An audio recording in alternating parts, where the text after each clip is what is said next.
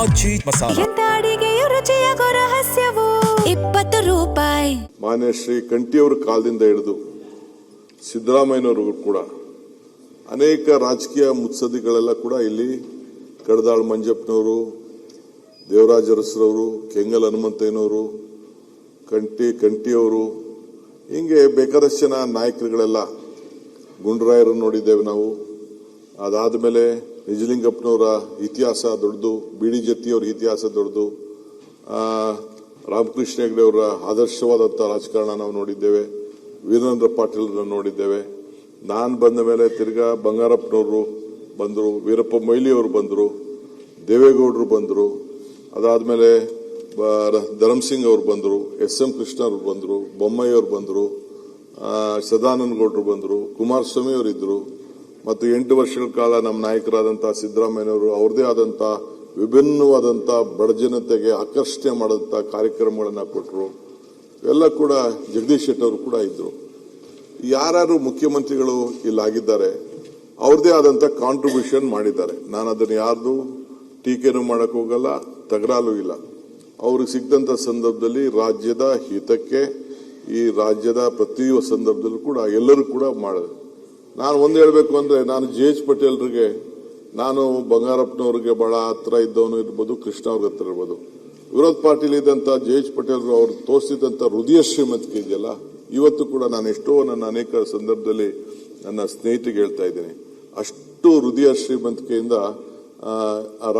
ಮಾಡ್ತಾ ಇದ್ರು. ಏನಿದ್ರು ರಾಜಕಾರಣ, ನಾವಿದ್ರು ರೋಡಲ್ಲಿ ನನ್ನ ಅರೆಸ್ಟ್ ಮಾಡಬೇಕಾದಂತ ಒಂದು ಪರಿಸ್ಥಿತಿ ಬಂದ್ಬಿಡ್ತು ಯಾರ್ದೋ ಒತ್ತಡದ ಮೇಲೆ. ಅವ್ರು ಹೇಳಿದ್ರು, ಏನು ರಾಜಕಾರಣ ನೀವು ಅಲ್ಲೆಲ್ಲ ಮಾಡ್ಕೊಡ್ರಪ್ಪ, ಇಲ್ಲಿ ನಾನು ಆ ಕೆಲಸ ಈ ಸ್ಥಾನದಲ್ಲಿ ಕೂತ್ಕೊಂಡು ನಾನು ಅದನ್ನ ಒಬ್ಬ ಶಾಸಕನ ರಾಜಕೀಯಕ್ಕೋಸ್ಕರ ಅರೆಸ್ಟ್ ಮಾಡೋದಿಲ್ಲ ಅಂತ ಹೇಳಿದ್ರು. ಅದನ್ನೆಲ್ಲ ನನ್ನ ಹಿಸ್ಟ್ರಿ ನಾನು ಹೇಳಕ್ ಹೋಗುದಿಲ್ಲ.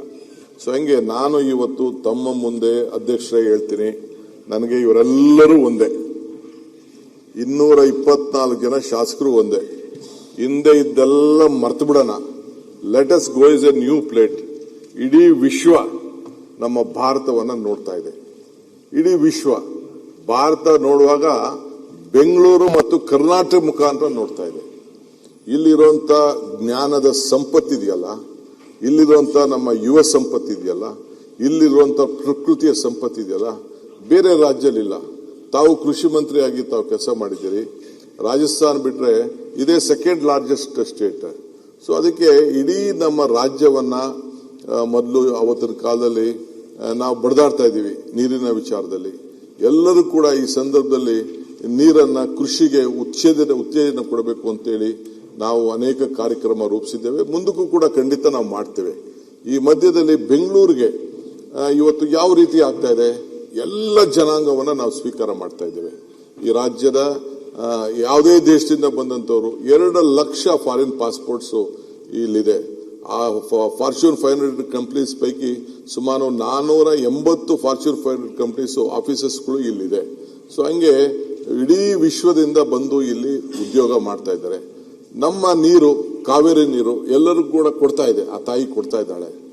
ಇಲ್ಲಿ ನಾವು ಅಂಡರ್ಗ್ರೌಂಡ್ ವಾಟರ್ ಕೂಡ ನಾವು ರೀಚಾರ್ಜ್ ಮಾಡಬೇಕಾಗಿದೆ. ಬರೀ ಮುಂದೆ 2 ಇತ್ತು, ಹೆಸರುಘಟ್ಟ ಟ್ಯಾಂಕ್ ಇತ್ತು, ಈ ಕಡೆ ತಿಪ್ಪುನಹಳ್ಳಿ ಟ್ಯಾಂಕ್ ಇತ್ತು. ಇವೆರಡರಿಂದನೇ ಬೆಂಗಳೂರು ನಡೀತಾ ಇತ್ತು. ಈಗ ಪರಿಸ್ಥಿತಿ ಇಲ್ಲ. ಈಗ ಕಾವೇರಿ ನೀರನ್ನ ತೆಗೆದುಕೊಂಡು ಬರ್ತಾ ಇದ್ದೇವೆ. ಆ ತಾಯಿ ಕೂಡ ನಮಗೆಲ್ಲ ಆಶೀರ್ವಾದವನ್ನ ಮಾಡ್ತಾ ಇದ್ದಾರೆ. ಸೊ ಹಂಗೆ ಬಂದಂತ ಎಲ್ಲ ಜನರಿಗೂ ಕೂಡ ಅತಿ ಉತ್ತಮವಾದಂತ ಶಿಕ್ಷಣ, ಆರೋಗ್ಯ ಮತ್ತು ಒಳ್ಳೆ ಪರಿಸರ, ಇದನ್ನ ನಾವು ಕೊಟ್ಕೊಂಡು ನಾವು ಬರ್ತಾ ಇದ್ದೇವೆ. ಇನ್ನು ಮುಂದಕ್ಕೂ ಕೂಡ ನಾವು ಯಾರನ್ನೂ ಕೂಡ ಈ ಬೆಂಗಳೂರು ಕಡೆ ನೋಡೋರ್ಗೆ, ಕರ್ನಾಟಕ ರಾಜ್ಯಕ್ಕೆ ನೋಡೋರ್ಗೆ ನಾವು ಬೇಡ ಅನ್ನಕ್ಕಾಗಲ್ಲ.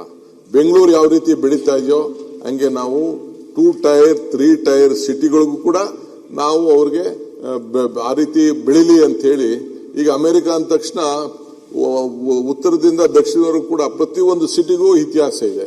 ಹಂಗೆ ಇವತ್ತು ನಮ್ಮಲ್ಲಿ ಏನು ಕಡಿಮೆನೂ ಇಲ್ಲ. ನಮ್ಮಲ್ಲಿರೋ ಮ್ಯಾನ್ ಪವರು, ಹ್ಯೂಮನ್ ರಿಸೋರ್ಸು ಎಲ್ಲ ಇಲ್ಲ. ನಮ್ಮ ಪರಮೇಶ್ವರ್ ಸಾಹೇಬರು ಮೆಡಿಕಲ್ ಕಾಲೇಜ್ ಇಟ್ಕೊಂಡಿದ್ದಾರೆ, ಬೇರೆ ಬೇರೆಲ್ಲ ಸಂಸ್ಥೆ ಇದ್ದಾರೆ.